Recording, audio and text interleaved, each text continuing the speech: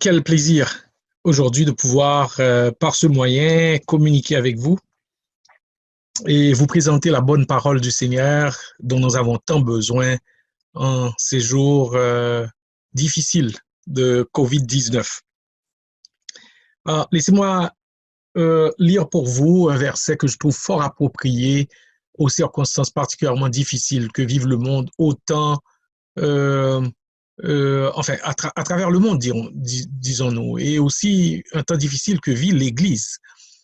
Je vous ferai grâce de ne pas vous citer ces chiffres fort troublants qui ont défilé devant vos yeux sur votre téléviseur, votre ordinateur, votre tablette ou téléphone intelligent.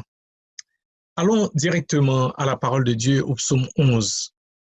Avant de lire le verset particulier sur lequel je vous parlerai aujourd'hui, le verset 3, et je vais donner un petit peu le contexte de ce psaume.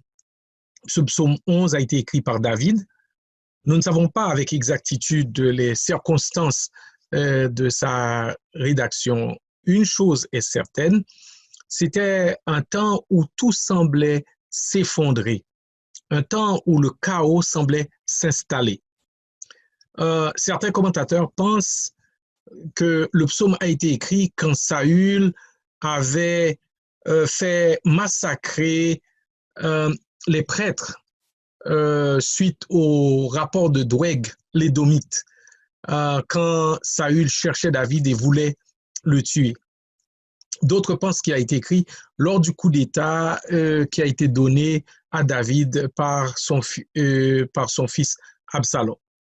Dans un cas comme dans un autre, c'était un temps de grande détresse, un temps où tout était à l'envers.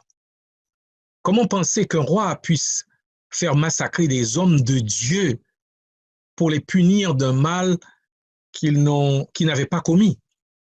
Comment penser qu'un fils se révolte contre son père, le chasse du pouvoir, va coucher avec ses concubines, au vu et au su de tous? Dans un cas comme dans un autre, les fondements sont renversés. Et le psalmiste pose la question, verset 3. Quand les fondements sont renversés, quand les fondements sont ébranlés, le juste, que ferait-il? Nous allons voir cela dans ce psaume. Premièrement, ce qu'il faut observer quand les fondements sont ébranlés. Deuxièmement, ce qu'il faut éviter. Troisièmement, ce dont il faut se rappeler. Et quatrièmement, ce qu'il faut désirer. Et en conclusion, nous verrons ce qu'il faut faire. Premièrement, ce qu'il faut observer quand les fondements sont ébranlés. Premièrement, on peut observer une destruction de la morale, de la moralité. L'homme ayant abandonné Dieu, il a perdu tout sens de ce qui est bien et mal. En Romains 1, versets 18 à 32, l'apôtre Paul nous en parle. Et comme les gens ne se sont pas souciés de connaître Dieu, Dieu les a livrés. Et 3 fois, nous trouvons le verbe Dieu les a livrés, Dieu les a abandonnés. Il s'ensuit que ce qui devrait être proscrit devient normal, devient légal et même naturel.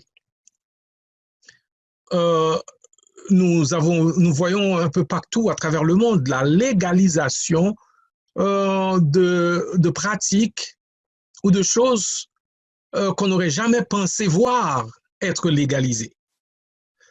Le mariage des gens de même sexe est devenu la norme au point que les pays qui ne l'acceptent pas sont considérés comme rétrogrades, intolérants. Se prononcer contre quelque chose qui n'est pas considéré comme étant acceptable par la société, eh bien, place les croyants au rang des personnes rétrogrades, des personnes qui sont contre ceci ou qui sont contre cela. Et quand les fondements sont ébranlés, la moralité ne tient presque plus. C'est l'homme qui décide de ce qui est bien et de ce qui est mal. Et bien souvent, il appelle bien le bien mal et il appelle le mal bien. Quand les fondements sont ébranlés, il y a aussi une destruction de l'éthique. Il ne se passe pas une semaine sans qu'éclate au grand jour un scandale concernant la violation des règles éthiques. Des banquiers faussent les états financiers, des hommes politiques enfreignent les lois qu'ils votent, des policiers bafouent les lois qui sont appelés à faire garder. Des écrivains et des artistes plagient les écrits ou les œuvres d'autrui. Des personnes appelées à veiller sur de jeunes enfants abusent d'eux. Des personnes riches et pauvres trichent dans leur rapport d'impôt. Quand les fondements sont ébranlés, eh bien, il y a la destruction de l'éthique. Nous avons dit que quand les fondements sont ébranlés, il y a la destruction de la moralité, il y a la destruction de l'éthique, il y a aussi la destruction de la famille. Le divorce est devenu si monnaie courante que les mariages qui durent sont devenus comme l'exception. Les familles recomposées sont devenues comme la norme. Les deux parents travaillant, les enfants se retrouvent de plus en plus seuls pendant de longs moments. Le respect de l'autorité et l'honneur aux parents sont devenus de plus en plus rares. Nous voyons sous nos yeux ce dont l'apôtre Paul parlait quand il dit que les enfants seraient rebelles à leurs parents, qui seront dépourvus d'affection naturelle, qui seront ingrats, et que les gens seraient dépourvus de sensibilité. Eh bien, nous sommes en plein dans cela. Quand les fondements sont ébranlés, il y a la destruction de la moralité, la destruction de l'éthique, la destruction de la famille, mais il y a aussi la déchéance de l'Église. L'apôtre Paul désigne l'Église comme étant la colonne et l'appui de la vérité en 1 Timothée 3,15. Et si la déchéance de l'Église se montre plus prononcée en Amérique du Nord, elle n'est pas moins réelle à travers le monde. Le témoignage de l'Église, dans bien des cas, loin d'attirer les gens à Jésus-Christ, les repousse. Des doctrines contraires à la parole de Dieu sont prêchées et dans bien des cas, ce n'est pas Jésus-Christ et l'œuvre de sa croix qui sont au centre de la bonne nouvelle, mais bien plutôt l'estime de soi, la santé, la prospérité, le succès et la chasse aux démons. Il en résulte que les églises sont remplies de chrétiens qui ont l'apparence de la piété, tout en reniant ce qui en fait la force. Ce n'est pas moi qui le dis, je reprends les mots mêmes de l'apôtre Paul. Donc, nous voyons là que les fondements, c'est ce qui se passe lorsque les fondements sont ébranlés. Donc, nous venons de voir ce qu'il faut observer, mais voyons maintenant ce qu'il faut éviter quand les fondements sont ébranlés. Dans le psaume 11, verset 1b, il dit « C'est en l'Éternel que je cherche un refuge. Comment pouvez-vous me dire, fuis dans vos montagnes comme un oiseau ?» Au Moyen-Âge, la fuite dans les monastères, les couvents et autres institutions était la solution qui paraissait la plus appropriée à beaucoup de gens qui se déclaraient chrétiens. Ils n'avaient pas bien compris ce que Jésus avait dit à propos de cela à ses disciples. Je ne suis plus dans le monde et ils sont dans le monde. Et je vais à toi, Père Saint, garde en ton nom ce que tu m'as donné. Je ne te prie pas de les ôter du monde, mais de les préserver du malin. Ils ne sont pas du monde, comme moi, je ne suis pas du monde. Sanctifie-les par ta vérité. Ta parole est la vérité. Jean 17, verset 11 et verset 15 à 17. Non, quand les fondements sont ébranlés, la fuite n'est pas la solution. De quoi doit-on se rappeler quand les fondements sont ébranlés alors? Eh bien, ce dont il faut se rappeler quand les fondements sont ébranlés, c'est premièrement, Dieu est en contrôle. Amen. Dieu est en contrôle. Quand les fondements sont ébranlés, le juste, que ferait-il? La suggestion qui vient du monde est « fuis dans les montagnes ». C'est la suggestion que nous trouvons au verset 1. C'est en l'Éternel que je cherche un refuge. Comment pouvez-vous me dire « fuis dans vos montagnes comme un oiseau » ? Quand les fondements sont ébranlés, nous trouvons verset 4 ce qui vient rassurer la personne sauvée qui est appelée le juste ou l'homme droit. Il doit se rappeler que l'Éternel est dans son saint temple, que l'Éternel a son trône dans les cieux. Qu'est-ce que cela signifie? Cela signifie que Dieu est en contrôle. Un psalmiste écrit « L'Éternel était sur son trône lors du déluge. Ce qu'il entendait par là, c'est que l'Éternel était en contrôle lorsque le chaos s'étendait sur la terre entière. L'Éternel est assis sur son trône, sans aucune panique. Ce que David nous dit au verset 4, c'est ceci. La première chose dont nous devons nous rappeler, peu importe l'ampleur de la déchéance, peu importe l'ampleur du chaos, c'est que Dieu règne. Dieu est en contrôle. Martin Luther, l'homme qui a été l'initiateur du grand mouvement qui est appelé la Réforme protestante au XVIe siècle, avait un fidèle compagnon d'œuvre qui s'appelait Melanchthon. Par moments, leur situation était vraiment critique. Leur vie a été en danger à tout moment.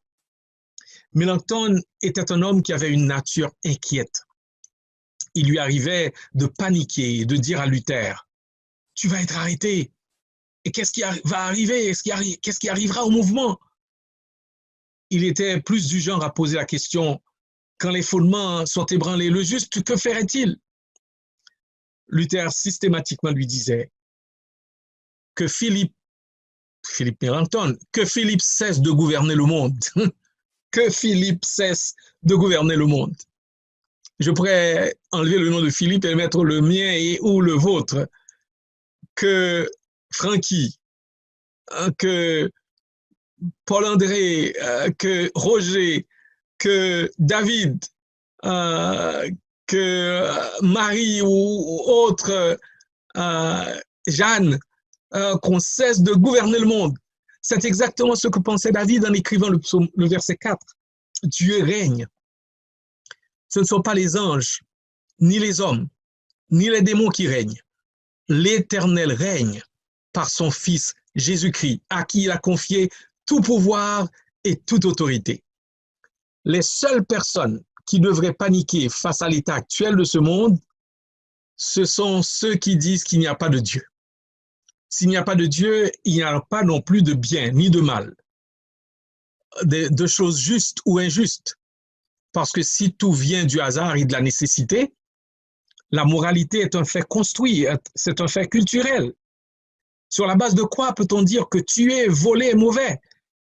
S'il n'y a pas un Dieu personnel qui a établi des normes morales universelles, s'il n'y a pas un Dieu qui est une personne parfaitement juste, intègre, sage, souverain, c'est chaque personne qui est Dieu de sa vie. Et nous avons la volonté et les désirs de chaque petit Dieu qui s'entrechoquent.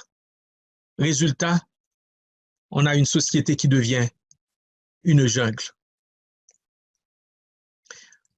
En cela, vous pouvez lire Romains 1, versets 18 à 32 et 2 Timothée 3, versets 1 à 5.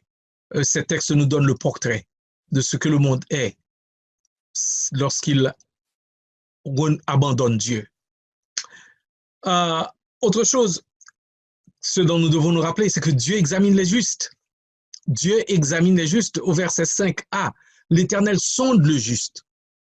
Le verbe sonder est le même mot pour tester, examiner. Les tests sont pénibles, stressants, mais sans les tests, nous n'apprenons pas et nous ne savons pas ce que nous savons. Dieu sonde le juste. Il examine le juste avec des afflictions. Il est dit que Lot, le juste, tourmentait son âme juste par ce qu'il voyait et entendait à Sodome. Lorsque les fondements sont ébranlés, Dieu examine le juste. Nos vraies convictions sont maintenant examinées, testées, sondées. Dans ces jours de COVID-19, où tout est renversé, la société s'arrête, l'Église ne fonctionne pas comme généralement elle fonctionne. Face aux fondements renversés de la moralité, de l'éthique, du mariage, de la famille et de la société, eh bien, une dernière chose dont nous devons nous rappeler, c'est que Dieu prépare ses jugements pour les rebelles. C'est ce que nous trouvons au verset 5 et 6 du psaume premier. Eh bien, on peut maintenant aller ce qu'il faut désirer quand les fondements sont ébranlés. Nous lisons verset 7. L'Éternel est juste. Il aime la justice. Les hommes droits contemplent sa face. Le verbe contempler se trouve au futur dans le texte original. Ce n'est pas encore une réalité, mais cela fait partie de ce qui est l'espérance du croyant. Il verra la face de Dieu. Il soupire après cette vision dite béatifique. Il dit amen à ce qu'écrit l'apôtre Jean. Bien-aimés, nous sommes enfants de Dieu. Et ce que nous serons n'a pas encore été manifesté. Mais lorsque cela sera manifesté, nous serons semblables à lui, à Jésus-Christ, parce que nous le verrons tel qu'il est. Le croyant ne se laisse pas distraire par les fondements ébranlés de ce monde, parce qu'il sait que rien ici-bas ne saurait le satisfaire. Rien ici-bas ne saurait le combler. Sa patrie est au ciel. Son cœur est attaché aux choses d'en haut. Son Seigneur est au ciel. Ses trésors sont dans le ciel. Quand les fondements sont ébranlés, le croyant détourne ses yeux de ce qui chancelle pour soupirer après ce qui peut vraiment le combler, ce qui peut vraiment le satisfaire, voir son Sauveur et Seigneur Jésus-Christ. Concluons. Quand les fondements s'est ébranlés, le juste que ferait-il? Eh bien, il recourt sans cesse à la prière. 1 Pierre 4, 7. La fin de toute chose est proche. Soyez sages et sobres pour vaquer à la prière. Deuxièmement, il donne un témoignage convaincant par sa conduite. Ayez au milieu des païens une bonne conduite, afin que là même où il vous calomnie, comme si vous étiez des malfaiteurs, il remarque vos bonnes œuvres et glorifie Dieu au jour où il les visitera. 1 Pierre 2, verset 12. Que fait-il encore, le juste? Eh bien, il est toujours prêt à témoigner verbalement de sa foi et de son espérance. 1 Pierre 3, verset 15-16. Mais sanctifiez dans vos cœurs Christ le Seigneur, étant toujours prêt à vous défendre avec douceur et respect devant quiconque vous demande raison de l'espérance qui est en vous. Et ayant une bonne conscience, afin que là même où il vous calomnie, comme si vous étiez les malfaiteurs, ceux qui décrivent votre bonne conduite en Christ soient couverts de confusion. Et enfin, il est prêt, le juste est prêt à souffrir, même injustement. 1 Pierre, chapitre 2, versets 19 à 25. Que le Seigneur vous bénisse et vous fortifie pour tenir bon dans ces temps difficiles, dans ces temps où tout chancelle. Eh bien, rappelez-vous que Dieu est sur son trône. Rappelez-vous que Dieu a bien sous son contrôle ce qui est en train de se passer. Et rappelez-vous que vous avez une espérance vivante et bienheureuse. Que le Seigneur vous bénisse abondamment.